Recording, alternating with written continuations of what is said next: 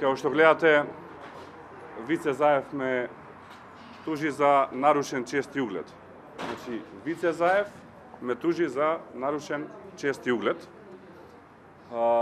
Како што видовте внатре, денес не се појави на подготвителното ручиште, испрати адвокат. Јас решив да се бранам сам, затоа што сметам дека немам потреба од адвокати и од правна помош, затоа што тужбата е класичен нонсенс и е исклучително политички притисок.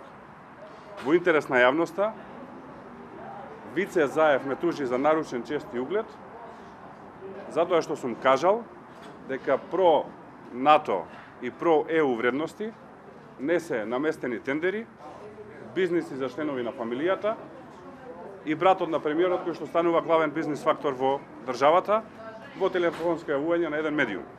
И сум кажал дека и во Брисел и во Вашингтон многу добро знаат дека тоа не се прозападни, про НАТО и про ЕУ вредности.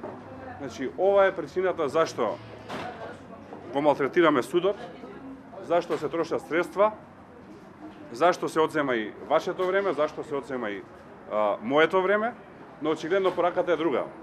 Пораката на главниот бизнис фактор во државава, тогаш секој станува, сега е веќе станат, затоа што има поминато време, е до сите бизнисмени во државава да размислат дека ако може главниот бизнис фактор во државава да го тужи подпредседателот на ВМРО-ДПМН, вториот човек на опозицијата, што може да им се случи нив? Јас верувам во правниот систем на државата и на следното главно рочиште ќе ги видите и доказите кои што ги имам приложено.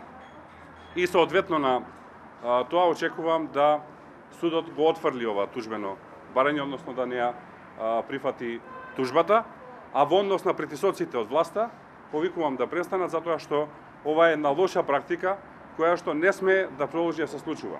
Сакам да ја потсетам јавноста дека заради вакви зачестени случаи во координација и на власта и на опозицијата пред неколку години се донесоа измени на законот за клевета, односно кој што ја опишува слободата на изразување, во кој што јасно ставивме граници со цел да вакви нонсенс, глупави, нема друг збор, пријави не се случуваат. За жал еве од СДСМ решаваат тоа да не го почитуваат.